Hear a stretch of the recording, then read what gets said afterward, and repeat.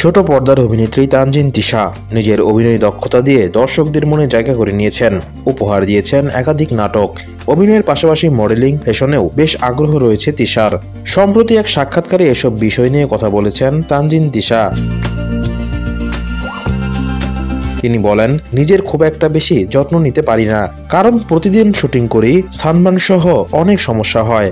অভিনেত্রীর কথায়, আমার যতটুকু সৌন্দর্য আলহামদুলিল্লাহ সেটা আল্লাহ প্রদত্ত, হয়তো আমার বাবা মায়ের জন্য পেয়েছি।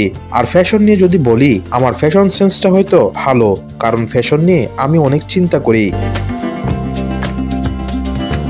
তিশার ভাষ্য, অবসর সময় আমি ঘুমাতে ভালোবাসি। আমার যেদিন কাজ থাকে না, ভ্যাকেশনে না যাই, আর যদি বাসায় থাকি বা আমি একদিনের জন্য ফ্রি থাকি, তাহলে ঠিক করি আমি সকাল সকাল ঘুম থেকে উঠব না। তারপর তিনি বলেন, সুন্দর, পরি, স্মার্ট এই সবকিছুর থেকে এখন বেশি গুরুত্বপূর্ণ আমাকে আমার কোন কাজ দেখে মানুষ আলোচনা করে, মানুষ বলে যে এটা ভালো হয়েছে বা এটা ভালো হয়নি, সেটা আমার কাছে এখন বেশি গুরুত্বপূর্ণ।